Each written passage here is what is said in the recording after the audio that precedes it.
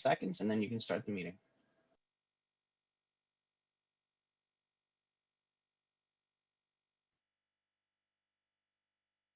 Welcome, everybody. I'd like to welcome you to the March 24th, 2021 Planning Board meeting. We have 4 public hearings tonight, 2 decision items.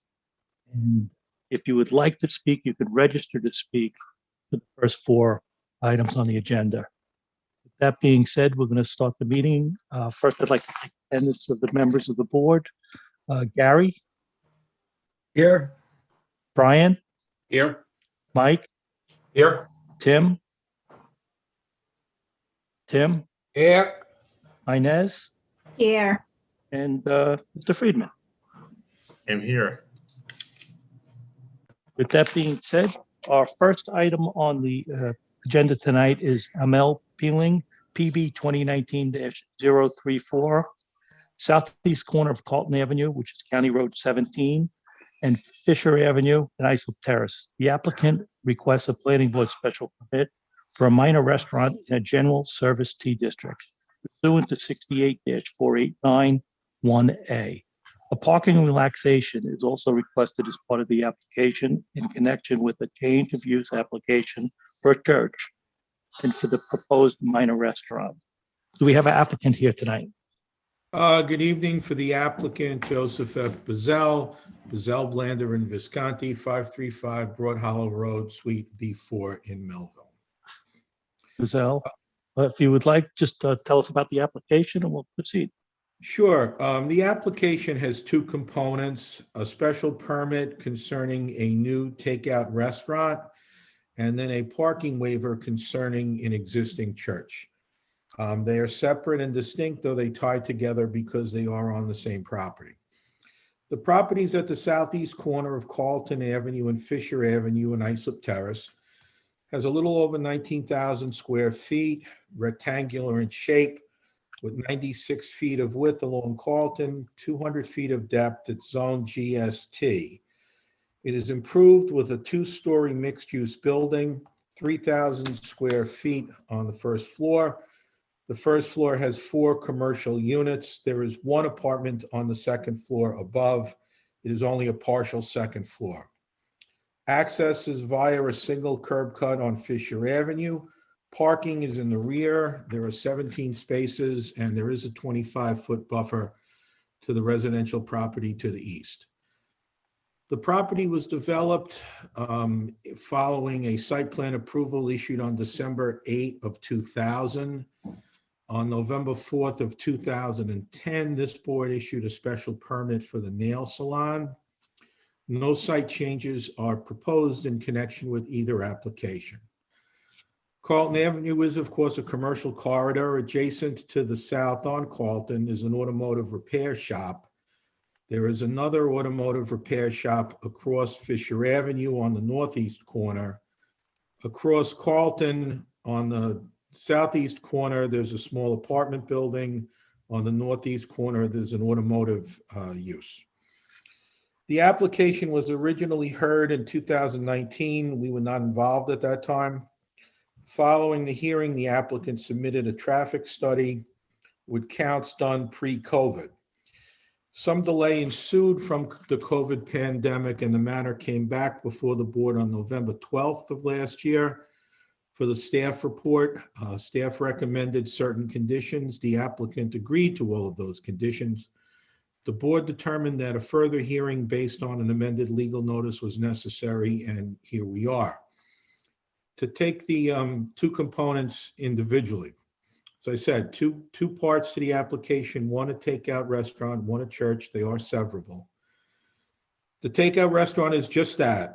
No on-premises service, no seats, takeout only. It is small, only about 670 square feet. 1 employee, the applicant, Amal Pingling. Perhaps at times he would have 1 assistant, which would probably be members of his family. The unit it would occupy is Unit D, which is at the south end. All the renovations are interior, no site changes are proposed. Parking remains in the rear. The 25-foot buffer already exists. Planning has recommended a series of new conditions. There is consent to them. That includes the condition that the basement shall remain unfinished and utilized for storage purposes only, which is fine. The traffic report well indicates there's ample capacity at this site for the takeout only restaurant. Turning to the church, GST is largely based on mixed use with office on the first floor. Retail is prohibited. This could be a tough zone to make work as a practical matter. Small office space, quite viable in the 1980s, has a limited market now, so GST properties can be difficult to tenant the commercial space. There are 4 units in this building. As I said, the takeout restaurant will be in Unit D on the south end. Unit C is the nail salon. Unit B is an accountant, which is a permitted use in this district. The church would occupy Unit A, which is on the north end. The church is a permitted use in the GST district. I am informed by the pastor that there are only 20 people in the congregation. The hours the church operates on Monday to Thursday, 7:30 to 9:30, Saturday, 3 p.m. to 5 p.m., Sunday, 1 p.m. to 5 p.m. The pastor advises that those hours have been retreated a little bit since the COVID pandemic, but those were the hours they were operating on pre-COVID, and those were the hours they would go back to. I don't think anyone is saying there is no parking issue on Fisher Avenue, but it's not coming from this property. The auto garage across Fisher has generated a number of problems. I've looked on Google Earth, and on Google Earth, you can see people from that site parking on the sidewalk. The applicant retained Morian Engineering to prepare a traffic report. As I said, all counts were done pre-COVID on 4 days, 2 weekdays, a Saturday and a Sunday. To quote from the report, our counts and observations indicate that the subject site has ample parking to accommodate the existing use and the future occupation of the 2 vacant ground floor units. No on-site parking issues were observed during the midday, Saturday, or Sunday time periods. The only time that there was what you would call spillover was on one weekday evening for a period of 45 minutes from 7:15 to 8 on a Wednesday. And that was only of 2 cars. So 2 vehicles for 45 minutes is 4% of the time studied. At all of the times, the parking lot had free spaces. In fact, even on Sunday, it was not full. There was only 12 vehicles parked at its busiest time. Just so it's clear, the 2 vacant units Mr. Morian is talking about, one is the takeout restaurant. The other is the space where the accountant is. That unit was vacant in March of last year, but was recently tenanted. An accountant is a permissible use, and the parking figures were all based on the use of that space as an office, which it is. The issue is the difference concerning parking between the spaces required for the church and the takeout restaurant and the spaces that are approved for the site. The parking calculations are otherwise calculated and approved. We're only talking about the increase. When the site was built, it was determined to require and provide 17 parking spaces. No parking for the cellar or basement was indicated or required at that time. And of course, it doesn't generate any. The basement is almost entirely unfinished storage. The site was developed based on that approval and issued a CO. It came back to the town in 2010 when the nail salon was approved. So here we're only talking about the parking differential for those 2 units and not the only parking that would be required to the site. The basement really should not be included because it doesn't have a practical demand, and it wasn't included on the original site plan approval. If it was included on the takeout restaurant, it's already been approved. If it wasn't, that doubly should not be added now. The only issue is the difference in the parking requirements. The church is only 550 square feet, which is very small. For a church, parking is calculated as one space per 4 seats plus one, plus the pastor, and that could be legally accommodated on site. As far as I understand, the occupancy limit in this church is 46 people, which would be one employee, the pastor, 45 parishioners divided by 4 would give you a parking need of about 12 and a quarter and not 19. And of those 12 and a quarter, about 2.75 spaces were originally factored in if the site was office space. So it would give you a differential of about 9.5. The basement is empty. It does not generate any additional parking demand. As the church is a permissible use, it's deemed to be in character with the area. There are many, many court cases involving churches, and churches have been deemed to have special treatment under zoning ordinances because they are religious uses. The cases are replete. I'll mention one matter of Apostolic Holiness Church versus the town of Babylon, where the court stated, it's Appellate Division, 2nd Department case. Although a religious use brings more traffic and congestion than a residential use, where an irreconcilable conflict exists between the right to erect a religious structure and the potential hazards of traffic or diminution in value, the latter must yield to the former.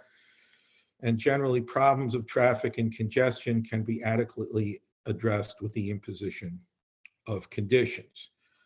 I note that all of the conditions proposed by the planning department, there is full agreement from the applicants. Again, we have 2 applications that are being heard together because they are in the same building. One is for the takeout restaurant. One is for the church. The takeout restaurant is very small, about 670 square feet, 1 employee, no seats, all takeout. And it's well suited to the property and fully compatible with the surrounding community. As far as the church, it's a 550 square foot church, which is not large. The traffic study indicates it is functioning on site without generating any issues. We request that both applications be granted, and again, there's full consent to the requested conditions. Thank you, Mr. Bazell. Please stand by if there's any questions from either our public session or from the board. Sure. At this time, I'm going to open it up to the public. I'm going to ask Mr. Colgan to see if there's any speakers.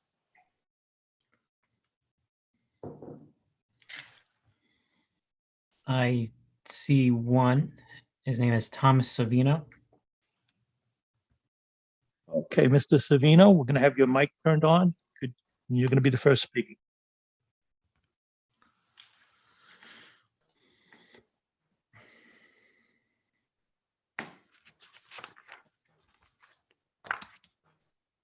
Mr. Savino, if you unmute your mic, you may speak.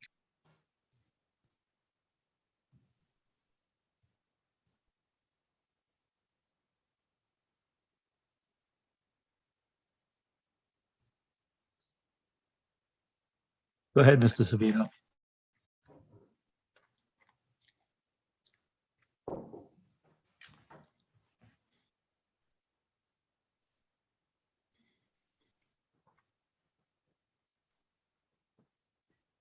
Mr. Savino, I can see that your mic is unmuted, but we can't hear you.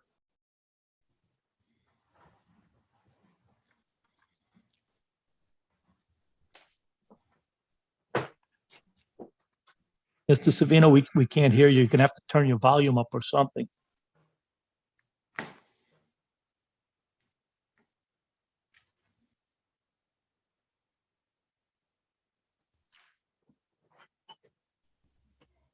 You might have on your headphone, your headset with your microphone, you might have a volume control also, or a button to turn it on.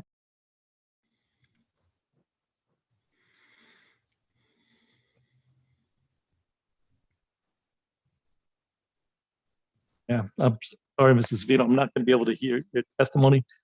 The, Kevin, maybe try having them unhook the headphones and just go through the computer. Thomas, try unhooking your headphones and maybe we could hear you through the computer. I think they're talking about his head. He's got the headphones on. Any Yeah. luck? Yeah, That's there good. we go. Okay, welcome. Any Mr. luck Vito. now? Yes, we Okay. can hear you. I'll cut off now. Thank you. Sorry. No, we didn't get to hear you. We'd like to hear your testimony now.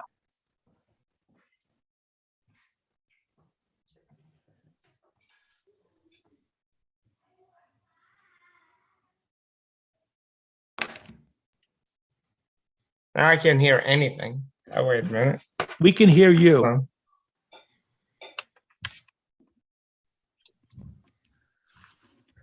If he takes the headphones off, he'll hear us. Take your headphones off.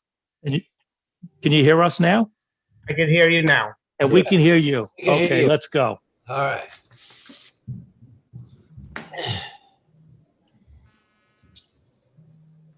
I can't hear anything.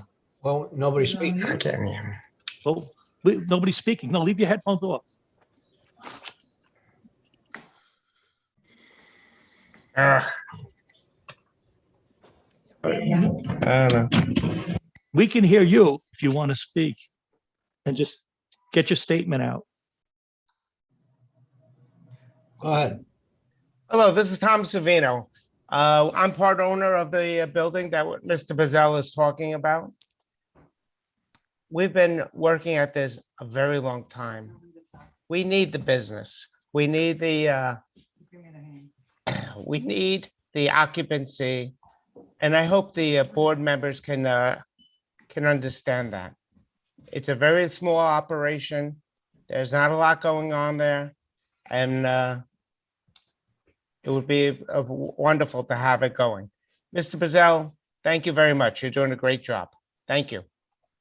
Thank you. If you ever meet my mother, please tell her. Okay, I certainly will. Thank you, Mr. Savino. Thank you. Sean, do we have any other speakers? That's it, unless anyone wants to raise their hand. That's all we have registered for tonight. If there's anybody that came in late and would like to speak on this application, please raise your hand and we'll get your mic opened up.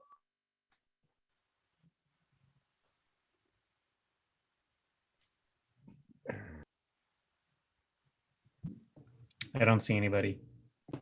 Okay, with that being said, I'm going to move on to staff member Kelly Wozniak for our staff report.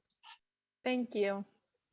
At the last public hearing, the application was adjourned to allow re-notification of the public notice to include the church parking relaxation in the call.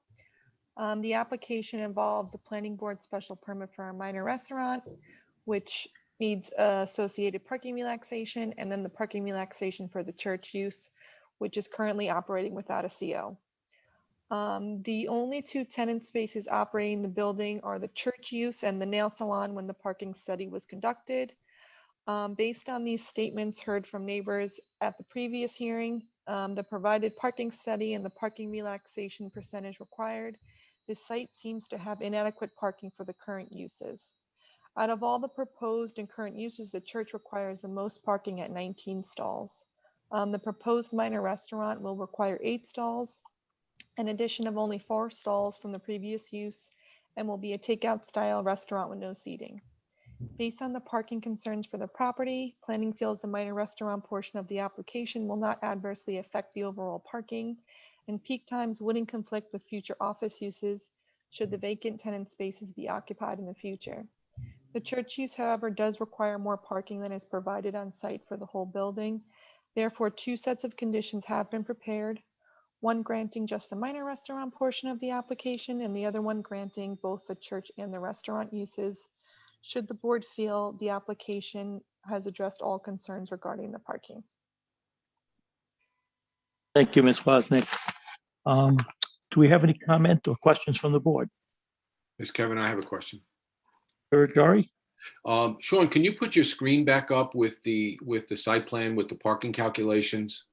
Yep, give me one moment. the bottom of your screen was cut off, and I saw the part with the unfinished basement. There it is, unfinished storage of 2,588 square feet that would require 13 parking spaces. Okay, then the finished storage requires 2 spaces. So even if we subtract those 15 spaces out of the 51 of required parking, they're still looking for about a 50% reduction in parking, which is substantial.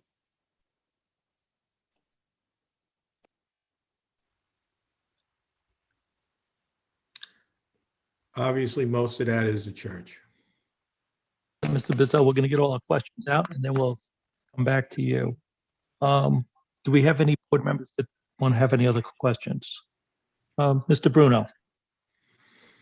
I agree with Mr. Ferraggiari, and I have to say, I agree with Mr. Bizzell in this fact that Mr. Bizzell is saying these are separate applications, but we take them together because they're in the same building. And I agree with him on that.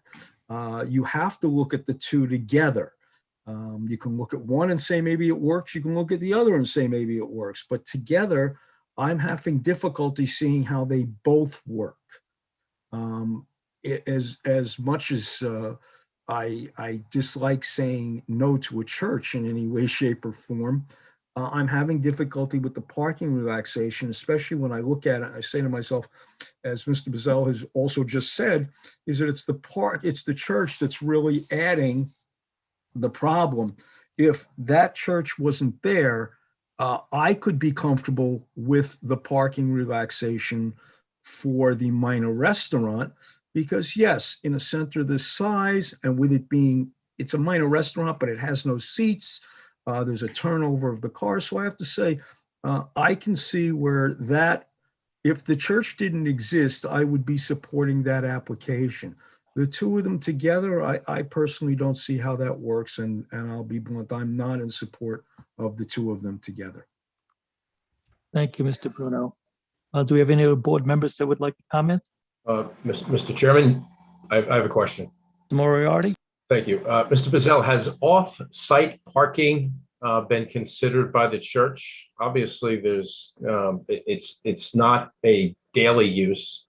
It's at set times. So it seemed to me to lend itself to, if there's not something immediately in the area, and it sounds like for the most part, you've got a lot of commercial space, commercial uses up there that probably don't lend itself to off-site parking. But, you know, there could potentially be off-site with a shuttle bus to move these parishioners or congregants to the specific site. Has that been examined in any way? Because I think Mr. Bruno is correct. I think there's some concern about the size of the relaxation here. But I'm wondering what sort of alternative parking options have you looked at?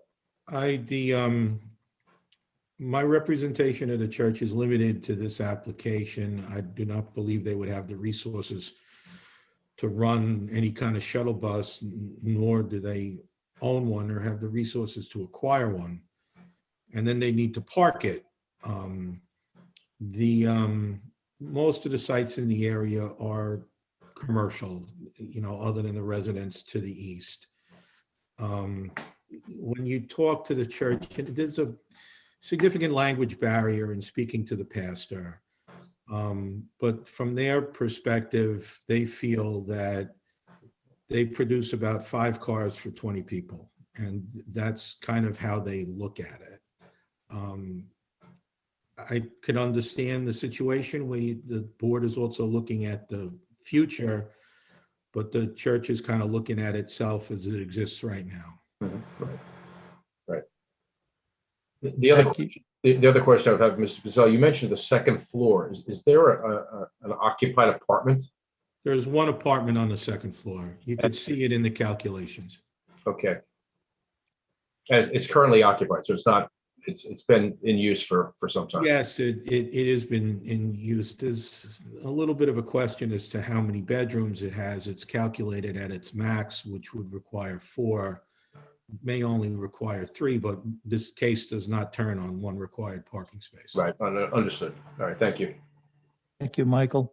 Are there any other questions from the board?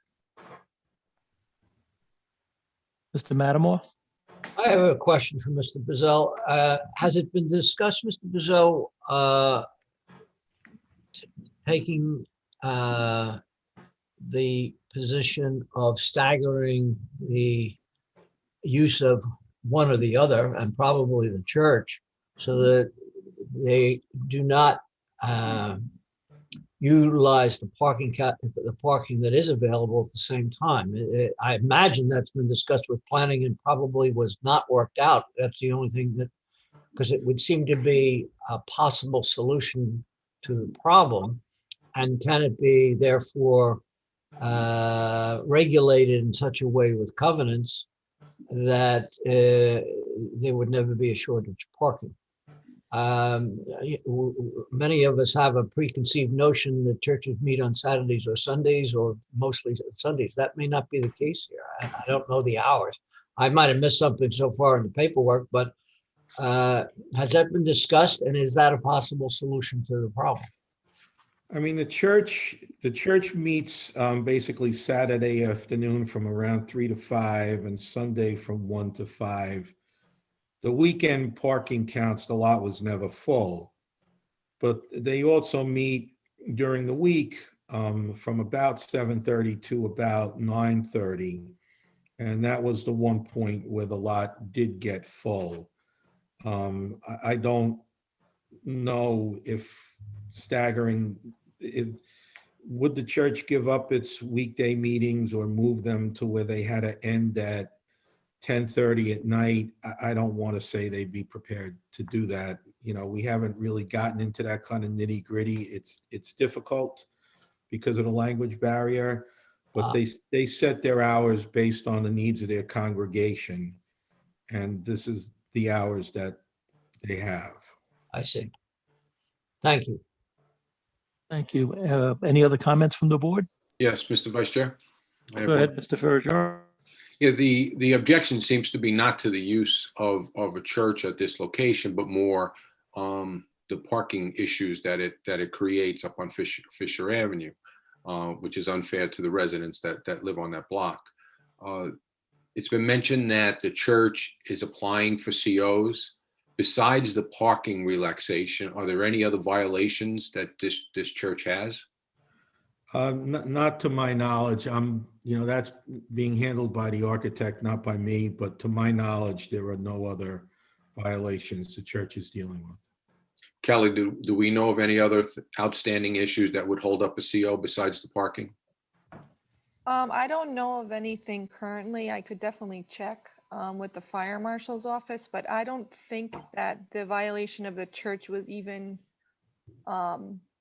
known by the town before the minor restaurant application came before the board. So I'd assume that was kind of like the first step. Okay. And they need to follow through that process. I don't think that the church had violations before this hearing, if that makes sense. Yeah, because one of the issues is also, in addition to church services, churches also hold special events where it's their congregation plus guests that attend these events, and that could create an overload of parking issues as well. I did ask the pastor about that. He says they do not hold events and they do not perform weddings. They would agree to a condition against that.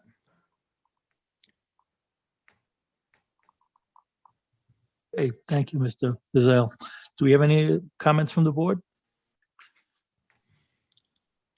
Oh, I have a question. You mentioned the building across from it, or you said in your in the parking, in the traffic study, and I wanted to know where are they parking? You said they parked on the street as well? Yeah, across Fisher Avenue at the other corner of the intersection, there is an automotive repair shop, and they have a lot of vehicles that park on Fisher. I've looked at Google Earth, and on Google Earth, they're actually parked on the sidewalk. Most of that parking seems to be during the workday, but they are generating parking issues on Fisher, no denial. But obviously, that's another property. Okay, thank you, Mr. Bezell. Any other comments from the board? Seeing none, is there a motion? Mr. Chairman, I'd like Farajari? I'd like to make a motion that we close this public hearing and grant the application for the minor restaurant, takeout restaurant, and reserve decision on the parking variance for the church to see if we could work out some suitable conditions with the church that would satisfy this issue.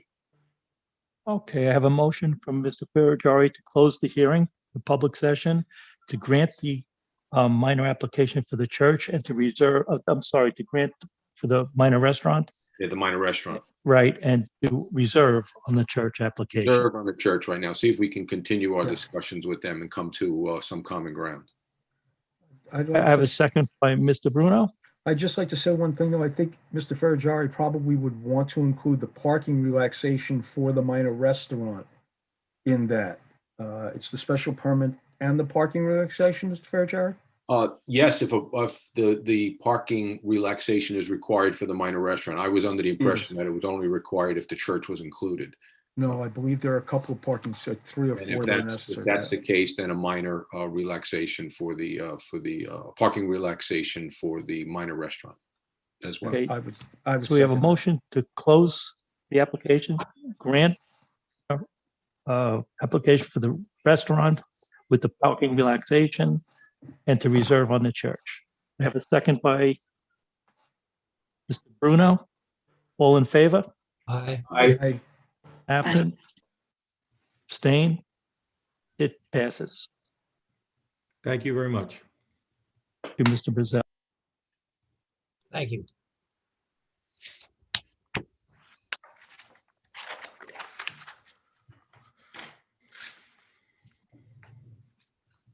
I don't know why my video keeps going off, but we have item number 2, major subdivision modification of conditions. Danielle Mazzaro, south side of Brookville Court, approximately 300 feet east of Broadway Avenue, Holbrook, number 8, Brookville Court. Applicant requests a modification of planning board conditions in connection with an encroachment of a pool patio and a shed in a required 15-foot natural buffer per filed map number 11401. Do we have a representative? Yes. Yes, hi, good evening. Good evening. You may go ahead. My name is Danielle Morazzo. I am the homeowner. I have some questions. I don't understand this buffer, this 15-foot buffer, why it exists, what the purpose is. Okay, I could get Mr. Colgan, or is it Tanner? Maybe Tanner, you can explain that. Yeah, I could speak to that. Essentially, in the land development regulations, which is essentially the ordinance for the town, which has been, in place, for quite some time, dating back even before the 60s. When you come in for a development such as this, when Brookville Court was constructed, there's a certain amount of green space that needs to be preserved, to preserve natural vegetation. So essentially the current requirement is 25% of everyone's lot area, basically. So typically what you would see in a lot of these developments is along the perimeter of every lot, they would preserve a certain depth, basically. It changes depending on the development. If there's an area of a heavily vegetated area in like one location, they will do what's called like a cluster design and group all the homes in one spot to preserve a certain area. But in the most case, you'll see along people's perimeters, sometimes along the side, they approve these developments with natural area buffers, which basically is meant to be kept undisturbed, no structures to be built in it, no vegetation cleared. that's pretty much the intent behind those areas. Thank you. Ms. Pizarro, did that explain to you? Hi, my name is Mike Repiger. I'm also an owner of the house. It does explain it, but what it sounds to us is that this was a deal that was cut with the person who sold and the developer of the court. And these aren't rules that apply to other houses in the area, in other areas, Holbrook, in the town of Islip. Now, the house was bought back in July of 2014. When the house was bought by us, this was not an issue. It was never brought up. The land in this buffer zone was already cleared. In fact, since we've owned the house, we've improved that property by planting arborvitae and Leland cypress across the property line in the back of the house within that 15-foot buffer zone. In April 2019, when we started the whole process to get the permits with the town for the in-ground pool and the pavers, we submitted surveys. Again, this 15-foot buffer never came up. It was never a discussion. We completed all of our construction, followed every rule and instruction that we were given, which was done. It wasn't until the final permit approving stages where this buffer is now coming into question, where there's about 8 or 9 inches of pavers into this buffer. And then the other issue is that there's a shed, a 10 by 14 foot shed that was purchased about 6 years ago. Again, purchased not knowing about the buffer. The shed has been there. But now, again, in the final stages of this approval process for the permit and the CO, now this shed is becoming an issue.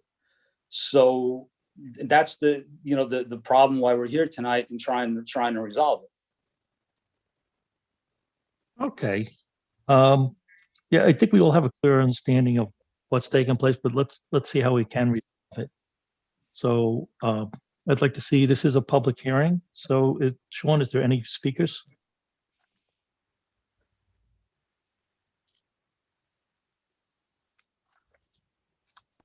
I don't see anyone signed up to speak. If anyone wants to raise their hand. Otherwise, that's it. Yep, we have one hand raised. Oh. It's Rebecca Galeras. I'll bring her in now.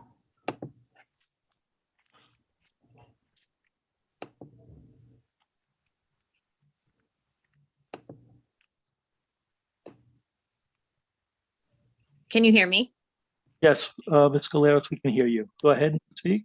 Okay, yes, hi. I live on Maria Court, on the south side of Maria Court, and I received a letter from Miss Marazzo. I'm sorry if I'm saying your last name wrong. But honestly, where her pavers are in her backyard and where her shed is has zero effect on my well-being in the neighborhood. So I think it is not an issue at all. And I think you should just give her a pass. Okay, thank you, Ms. Galeras, for your comments. You're welcome. Sean, are there any other speakers? I'm looking right now. Looks like we have Carmela Ricchetti. I'll bring her in now.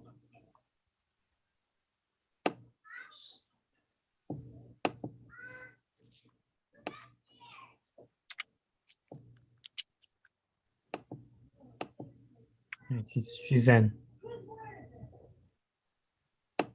No comment. Okay, thank you. Is that the last speaker, Sean? We have one more hand raised, Rosa Scanlon.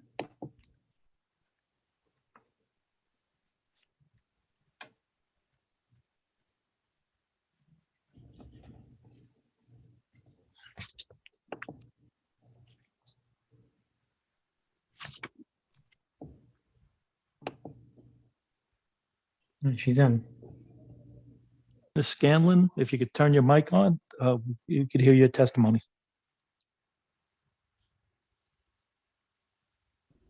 It doesn't bother me at all. They're right behind me. The fact that they put the papers next to the buffer. However, I do have an issue because I do have the buffer in back of my house, which has all these trees growing and into my pool. And when I contacted the town, they said it was our problem, not the town's problem. So I don't know why they're making such a big deal of it, the papers being put there. Okay, Ms. Scanlon, we'll get you an answer. All right, Sean, that was the last speaker?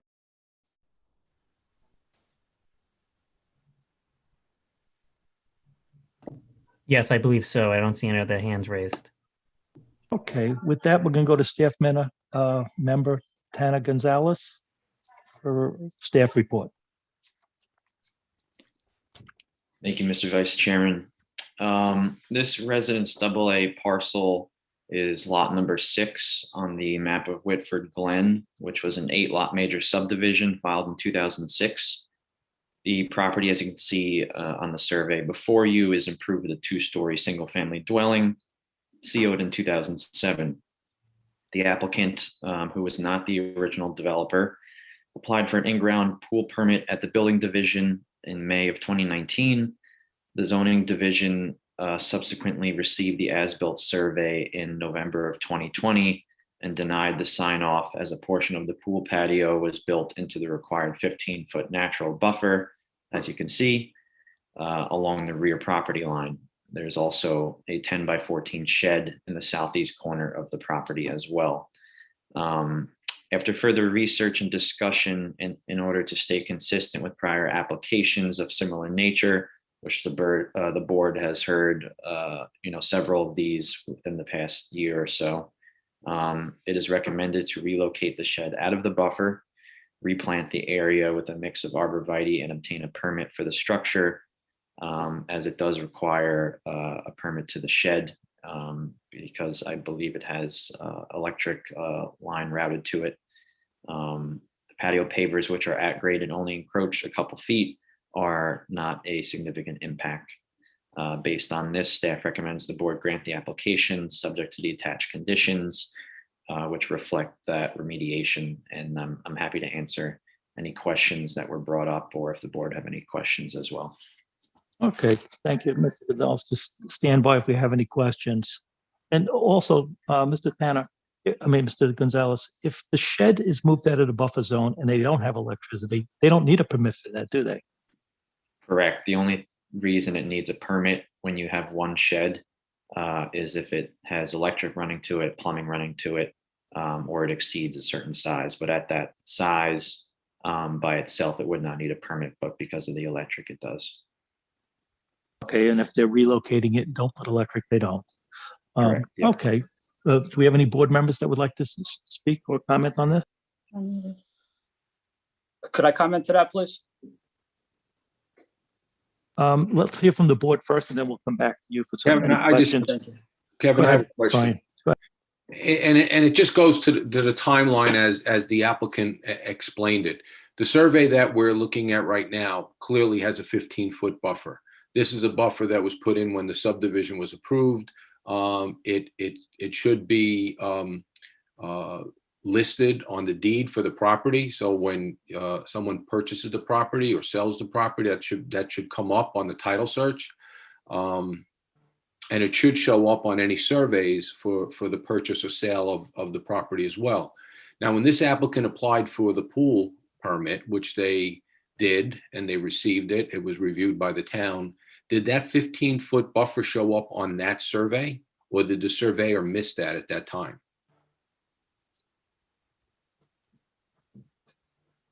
Would that be a question for Tana? I tried to get a copy of the initial survey that was submitted as part of the building permit.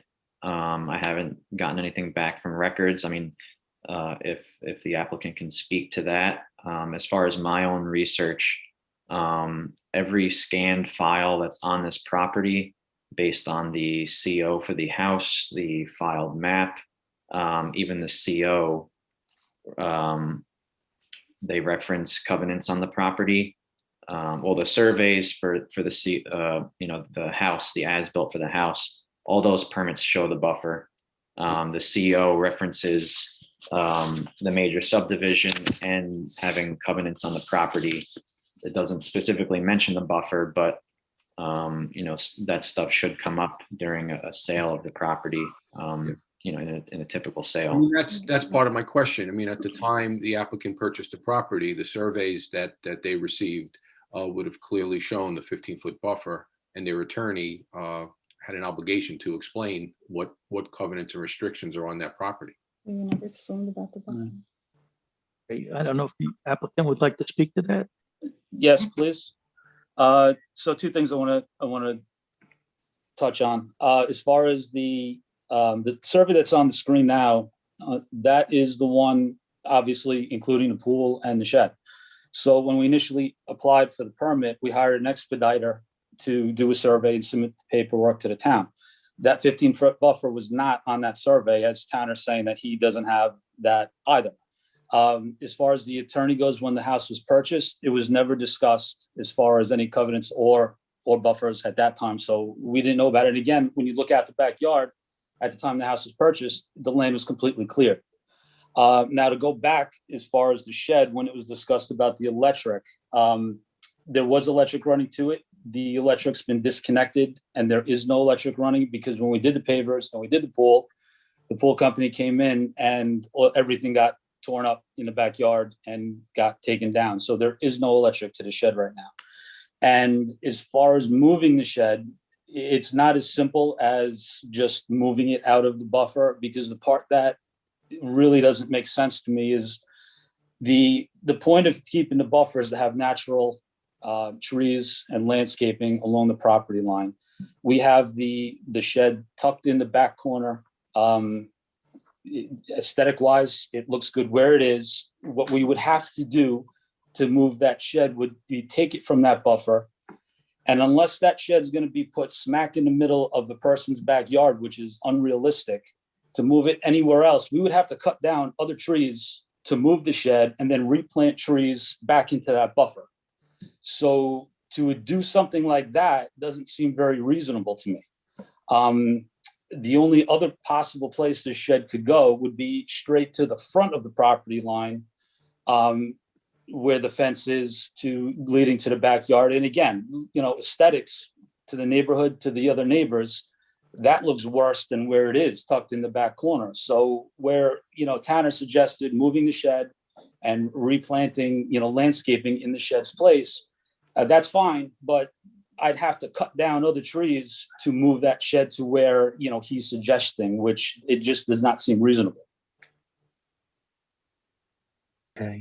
Well, I mean, we're suggesting you move it. It doesn't have to be where I suggested you move it. It just has to be moved out of the buffer zone. Well, right. But what I'm saying is along the fence line going forward, there are trees there. So if I needed to move it, I would have to cut trees down to move that shed. At least 3 or 4 trees. Yeah, well, one thing that we don't have is we have a survey in front of us, but as you indicate, you have trees there. We can't see that on the survey. So that is important information. Do we have any other comments from any other board member? I do. Madam Moore, Go ahead, Mr. Metamore. can you hear? First, I want to make sure I'm not muted or anything. Can't quite tell. You can We can me hear all right? you. Okay, I have questions for the applicant that may clarify some of what's been discussed.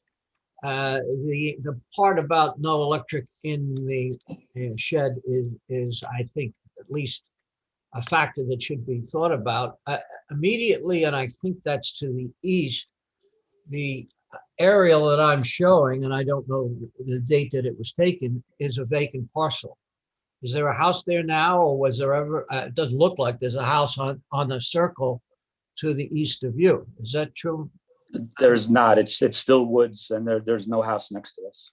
But it could be, I assume, developed in the future. Yes. Okay. Second question, the neighbor, Rebecca Galaris, is she contiguous to your property line where she lives over on Maria Court? That would be at least relevant as to how that shed affects her. If she's, I don't know. I couldn't. I believe she does connect at the corner. If I understand it correctly, where she's living, her property connects to ours. Okay, and that's to the where the shed is, correct? The southeast. Okay, so that's the reason for my question is, and you partially answered it. Does the shed have windows? That's a question.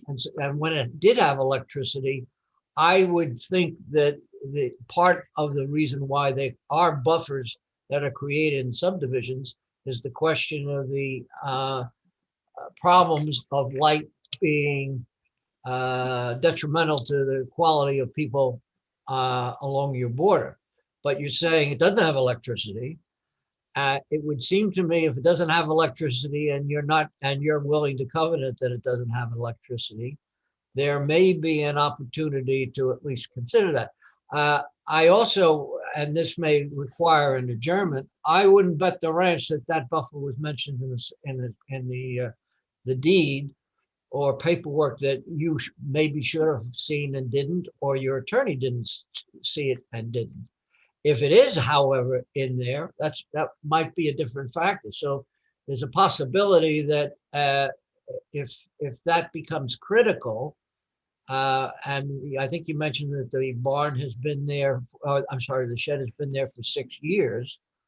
I think those kinds of issues may be relevant, and it's certainly, I think, relevant that Rebecca Galaris says, hey, I'm right there and it doesn't bother me. Well, you can see from the aerial, of course, that her house is quite a bit, the shed is on the opposite side of her pool to the north west. So I'd be curious if we had heard from the neighbor immediately contiguous to the south. But we can't have, it's not a perfect world, so we don't know what that neighbor feels or doesn't feel. But at least it could be a possibility that if those questions were answered, and we'll say affirmatively in support of your position, that could make a difference between you having to move the shed and not move the shed. And I can appreciate that if you have the whole thing landscaped and there's trees and shrubs and gardens and all kinds of things that have to be destroyed in order to move the shed out. I for one feel that we should at least take that into consideration. If you did adjourn, you could probably try and get a letter from the neighbor immediately to the west of Miss Galaris as to whether or not she has no problem with it. If I had a problem with it and lived in either one of those, it would probably be because of light coming from windows that were generated by the electric, which you no longer have. So perhaps a way to resolve this thing successfully, and it may mean you're going to have to give up the electric. You may say, well, that might be worthwhile if we can leave it where it is. I'm not saying that the board will vote that way. We don't know how the board's going to vote yet. But I would think that if you would look into those, we could probably put this off for one more time and one more date, and you could try and get answers to those questions and be willing to covenant that you're not going to add electric to it, which certainly I think we all feel that the pavers over by the pool is so de minimis that I don't think anybody's going to try and argue that you should move them now. But I'm not so certain that there was notification in the deed of this buffer. Maybe there should have been, but I wouldn't bet the ranch that there isn't. It would have perhaps triggered a question when you bought and when you put the shed in, that was not a good idea. Certainly producing the deed or producing anything from the title company that just doesn't mention it. No one's trying to get the title company in trouble, but it may have not been your error or your attorney's error in not picking it up earlier that has created this issue. And the town is not out to make trouble, but buffers have their place and they are worthwhile for the most part. And if you had both of the neighbors that might be affected, I think it could make a difference. Thank you, Mr. Matamore, for your comment. Okay, thank you. But do we have any other board members that wanted to comment? Yeah, Mr. Vice Chairman. Go, Mr. Ferrajari. Yeah, I think Mr. Matamore brings up a very valid point. If that 15-foot buffer was not recorded and is not part of the deed, then that changes this whole scenario. There's no way that the applicant would know there was a buffer there, and that would set a precedent against, or not set a precedent against us ruling to allow them to keep the shed there in this one case. Right. You know, all the other times the buffers have been recorded. It's clearly on all the surveys. Here, it didn't show up on the initial surveys, but now it's showing up on this. So I don't know where this surveyor found this 15-foot buffer. My guess is he found it by doing a title search and it came up, and he added it to the survey as he should, or she should. But if the buffer was not recorded, then for all practical purposes, it doesn't really exist. And then we have some different set of circumstances. Thank you, Mr. Ferragori. And I would agree that, you know, a resident would deserve the benefit of doubt till we have further time to look into it. And I also agree with Mr. Matamore that 9 inches of pavers into the buffer zone, I don't think any or one of the board members had an issue with that. So is there any other board member that would like to weigh in?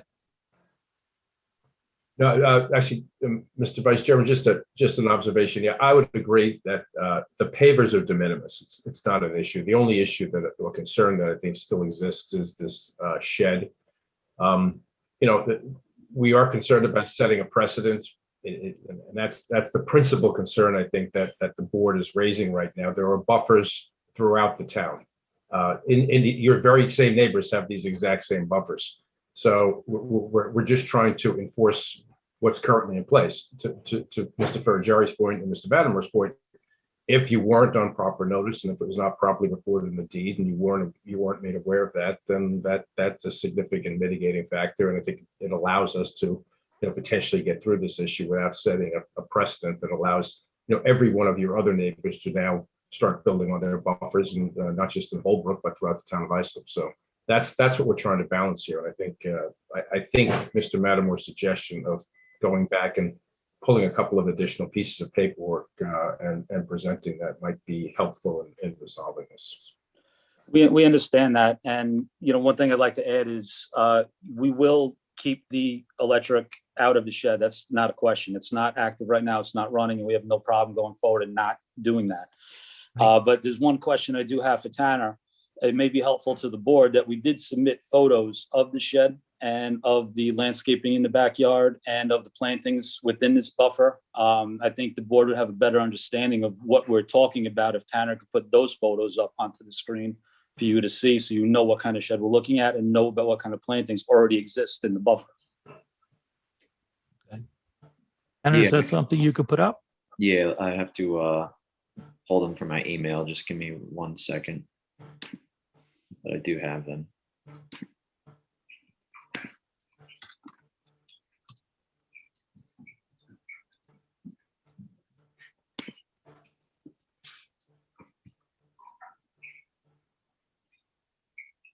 Is this the deed that would show the buffer?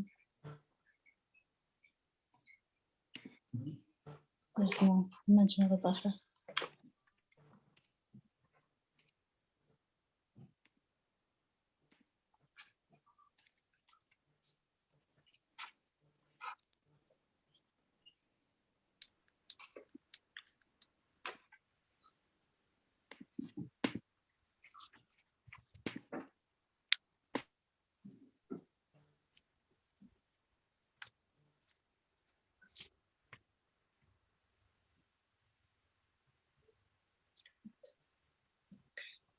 How we doing, Tanner?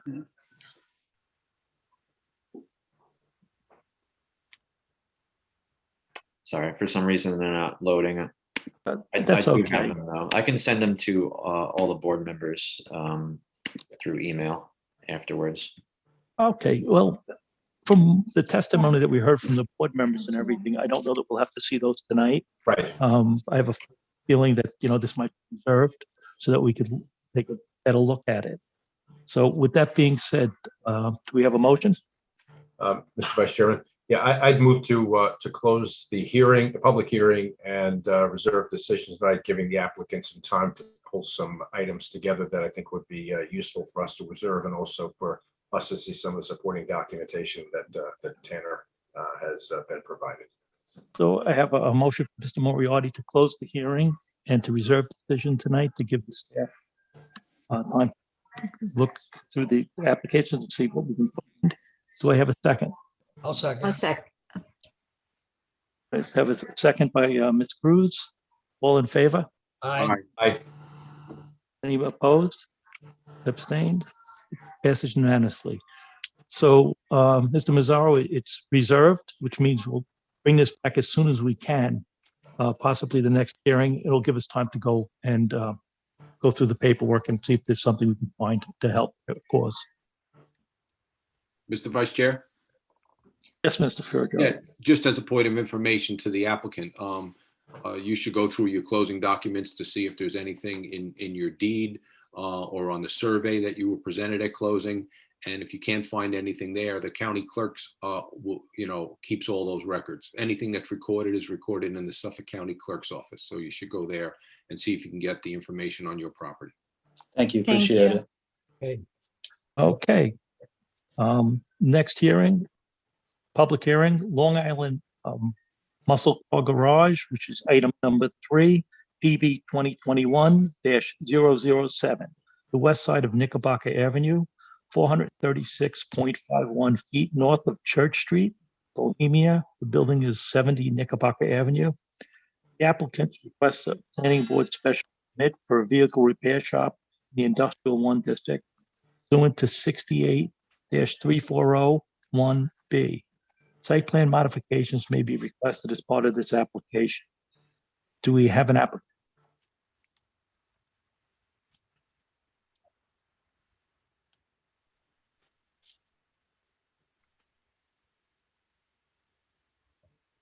Hello?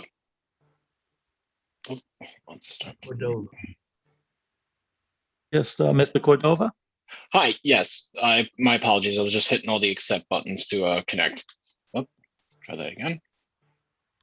Can you guys hear me? Absolutely. Okay. How was everyone tonight?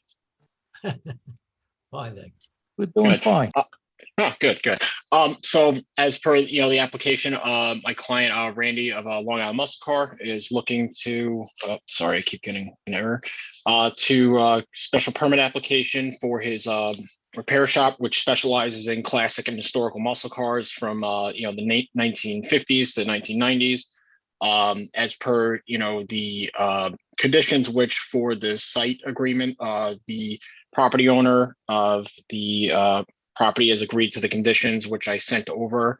Also, so if there's any questions or comments that I can help address, please feel free to ask. Thank you. Thank you, Mr. Cordova. Is there anyone that would like to speak on this from the public, Sean?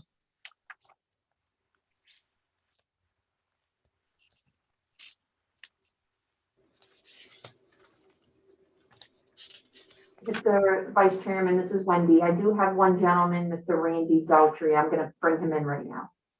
Thank you.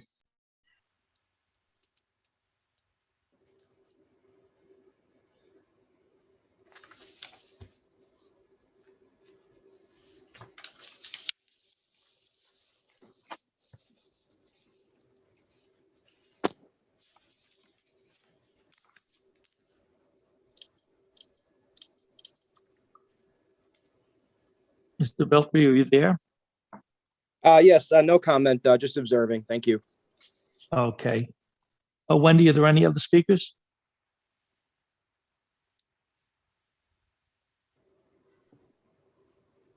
I don't see anyone else, Mr. Vice Chairman. Okay, with that being said, I'm going to go to Staff Member Kelly Wozniak for a staff report. Thank you. The subject property is located on the west side of Knickerbocker Avenue, approximately 436 feet north of Church Street in Bohemia. It's improved with two 18,000 square feet industrial buildings originally CO'd in 1988. The property is located in a larger industrial area with single-family zoning to the west.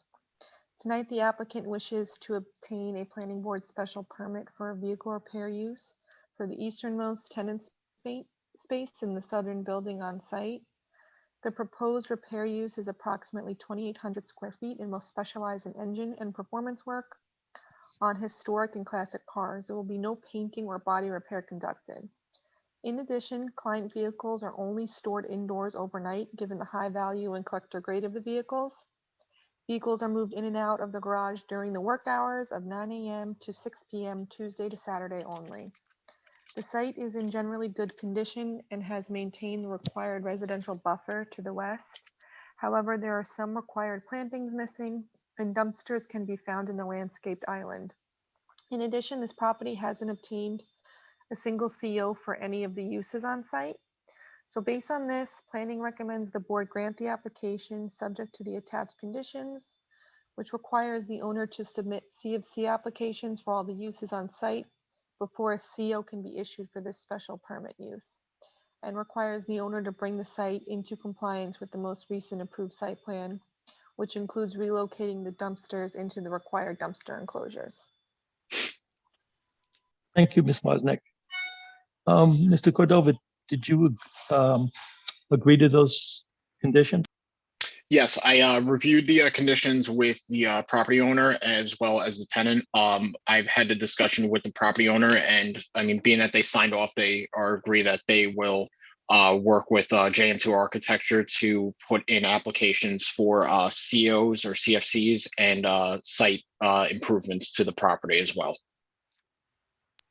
Okay, I hope as part of the site improvements, when I was there today, there's 2 trailers in the back. And then when I was in the property next door and I drove with the south, I drove up to the back fences in really bad disrepair in the back portion. Now, that would be the property owner, I guess, not yours, because your space is all the way in the front to the east, correct? Correct. Yeah.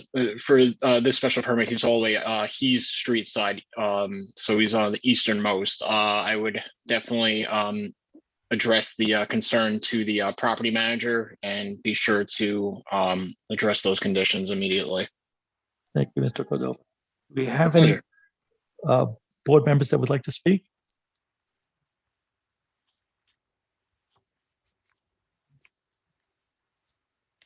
Seeing none, do we have a motion?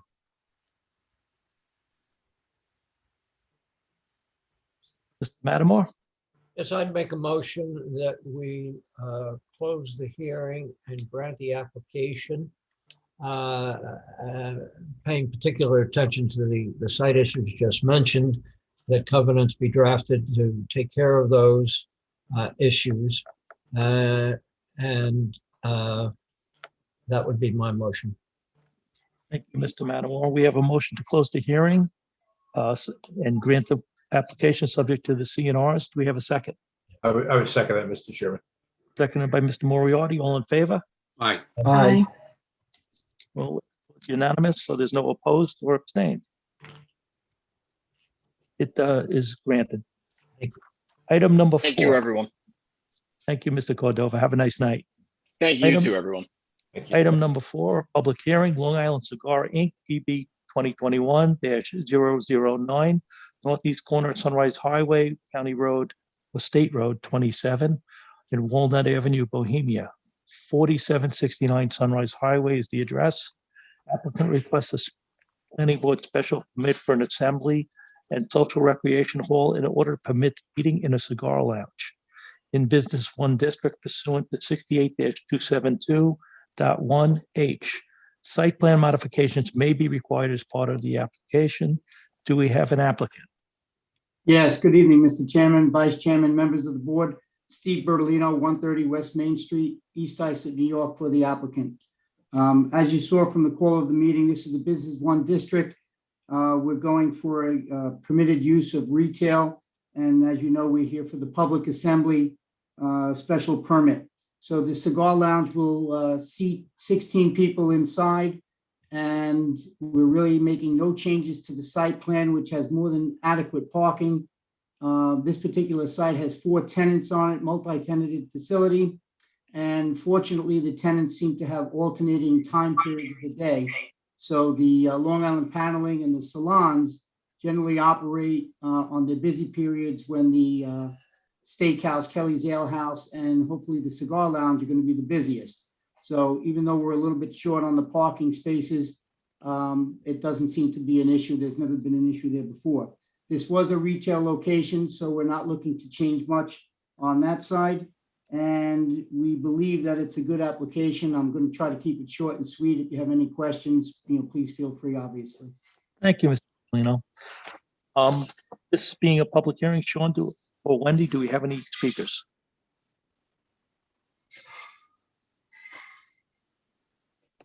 So Vice Chairman, there are no speakers on this application. Having no speakers, I'm going to go to staff member Kelly Wozniak for a staff report. Thank you. The subject property is located on the northwest corner of Walnut Avenue and Sunrise Highway in Bohemia.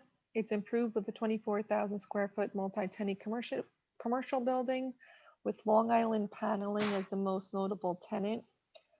Tonight, the applicant is looking to convert a vacant tenant space into a cigar lounge and shop.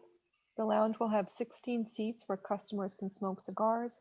There will be no food or alcohol served in the lounge. The space will be used as retail space in the front with the lounge seating and some TVs in the back. The site itself is in good condition and seems to have adequate parking for the use. However, there are some street trees missing. Therefore, planning recommends the board grant the application subject to the attached conditions, which requires the necessary street trees to be planted. Thank you, Ms. Wozniak. Yeah, I was at the site today, and there's plenty of parking, especially for the evening hours with the Long Island paneling closing. So we do have a restaurant pub next door, and it looks like there's plenty of parking there. So it looks like a good application. With that being said, as my comments, is there any other board member that would like to comment? Chairman? Vice Chairman? Bruno. Yeah. Kelly, I just want to ask you about the street trees. What are you basing, is it that they're not in the spaces, because I'm looking at the aerial, they're not in the spaces that are provided, or are you saying that more are necessary? So I don't have the approved site plan scanned, but there is like an older approved site plan, I think from like the 80s or the 90s, that kind of show where they're supposed to be. And some of them are there, but some of them aren't. So that's basically what I'm going off of, is the approved site plan, the older one. Okay. There is a later application you might want to research, which was done for what was then Murtha's Steakhouse. And I believe at the time, if my recollection is correct, having handled that application, what you're seeing, I think, were agreed upon because they had redeveloped this. There's also a tremendous grade change right there. That piece is very sloped. Okay, so you may find that the street trees that are there now, those 3 locations, are actually were a compromise that came a little later. That street tree condition is actually the same exact condition. Oh, it is? Okay. From the other, yeah, I didn't want the conditions to conflict. So I guess at that hearing too, because the Sunrise Highway was widened. Okay. And that one did come off, but they did say, at the time when they went for the Murtha's special permit to plant the required street trees. And that's why I think they weren't planted at that time. So we'll get them this time, hopefully, for the special permit. But it's the same exact condition as the other special permit. Okay, because I'm saying same wording that, and everything. okay, I leave it to you, of course, to check into this, but I believe that what you're seeing, if there are street trees in just those 3 locations, I believe that was considered acceptable at the time. Okay. Okay. Thank you, Mr. Bruno. Do we have any other board members that would like to comment? If I can say something, Mr. Brown? Sure, Mr. Bertolino. So I did speak with Kelly Wozniak about the street trees earlier, and I indicated and want the board to know that, if there is no conflict and the street trees are required from the previous applications, obviously we are the tenant. We will work with the landlord and somehow make sure that we get those street trees planted as they need to be. That being said, I would hope it doesn't hold up the application. We do consent to the covenants as presented. And Ms. Wozniak, if you would be so kind, if you do scan in that prior approval or grant, that way I can go back to the landlord and make sure that this happens this time around. Yeah, no problem. Thank you. All right. Yeah, and as I see, it's a new business that's startup, so we would like to move this along to help our town residents. Any other board member like to comment? Seeing none, do I have a motion? Matamore. Mr. Matamore? Yeah, he's muted. Somebody did that to me. I was just saying, I moved to close the public hearing and grant the application. I'm doing so remembering our fellow board member, Mr. Bruno, discussing the panel store there as having a lot more parking than they ever use, and they've been there quite a while. And as well as Mr. Brown's comments, I was there as well today, and it showed that there was more than adequate parking. And because timing is important with a new business like this, we certainly, I would like to grant move to grant the application and move on. And that is my motion. Okay, and that obviously be subject to the CNRs. Yes, subject to the CNRs. Thank you. We have a motion from Mr. Matamore to close the hearing and grant the application subject to the CNRs. I have a second by Mr. Moriarty. Second. All in favor? Aye. Aye. It is granted unanimously. Mr. Thank Bertolini, you. congratulations. All right, good evening. Have a good night. Good night. Aye. That ends our public hearings for the night. We do have two decision items. Item number 5 is decision item. Alphabet Realty, east side of South Technology Drive, 307 foot north of DPW Drive, Central Islip. 325 South Technology Drive is the address. Applicant requests a planning board approval for overnight parking of 13 rental trucks accessory to a warehouse use pursuant to 68-324B 3F. Do we have a applicant?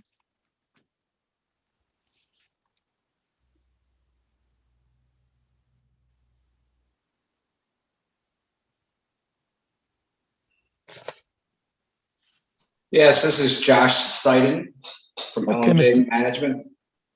Decide and just give your address for the record and go ahead and tell us about your application. 66 Enter Lane, Islandia.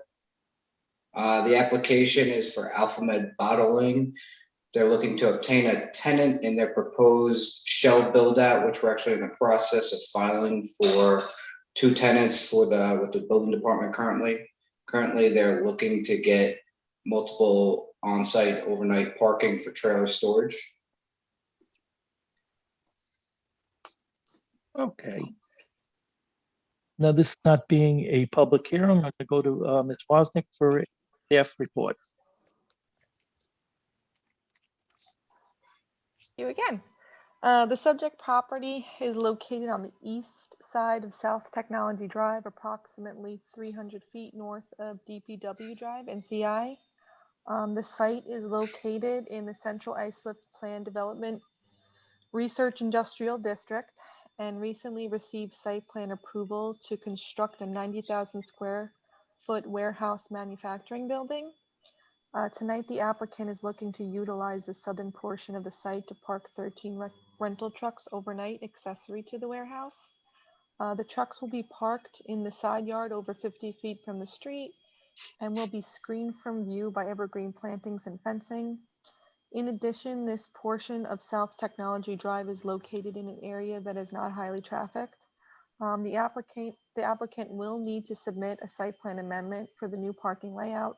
However, no additional site plan modifications will be required. So based on this, planning recommends the board grant the application subject to the attached conditions. Thank you, Ms. Wozniak. Do we have any questions or comments from the board? Seeing none, do I have a motion? Vice Chairman. The Moriarty? Yeah, I would move to grant the application subject to the conditions. Okay, so I have a motion to close the, well, it's not a hearing, but I have a motion to grant the application subject to the CNRs by Mr. Moriarty. Do I have a second? Second. Mr. Perajari, I have second. All in favor? Aye. Passes unanimously. That being said, congratulations, Mr. Seiden. Thank you. That was nice and quick and easy. All right, item number 6, Town Board application. Sisters of St. Joseph, CZ 2021-003, south side of 3rd Avenue, approximately 415 feet east of Brentwood Road, Brentwood. 1725 Brentwood Road is the address. Applicant requests a change of zone from residence AAA to general service C and a minor subdivision in order to leave an existing skilled nursing facility. Do we have a representative? Yes, good evening, Mr. Vice Chairman. Philip Butler with Farrell Fritz, representing the Sisters of St. Joseph. Can I be heard? Go ahead, Mr. Butler. Yes, go ahead. Great, thank you. I'm also joined by Sister Eileen Kelly and Sister Karen Burke, representing the sisters. Sister Karen was with us last time when this was heard. So the 2 outstanding items on our end following the public hearing was a further discussion about the proposed CNRs, which we've reviewed and discussed with Mr. Colgan, and we came to an agreement on this morning. The second was an issue raised by one of the neighbors on Ariana Court, which is adjacent to the solar panel farm that was installed a few years ago. The issue was something to do with the buffering, and basically she had an issue with her view of the solar panels. So since that point, Sister Karen and the land ecologist for the Sisters of St. Joseph, they went out into the field and they did determine that certain plantings from the solar farm didn't take. So they are working to replace them. However, they're further planning to augment that buffer even more. So there's going to be, as of right now anyway, the addition of 19 trees specifically to the area next to Ms. Jones's property. So we're hoping that satisfies the issue. In addition to that, Mr. Colgan added to the proposed CNRs a requirement that engineering give the okay on the rebuffering plan. And again, we have no objection to that condition since it's something that the sisters have obviously taken under advisement anyway. So that addresses the 2 things I know we had homework to do on. I don't know if there's anything left for the board, but other than thanking you for your time, I have nothing further to add. Okay, Mr. Butler. Just stand by in case we do have any questions. With that being said, do we have any comments or questions from the board?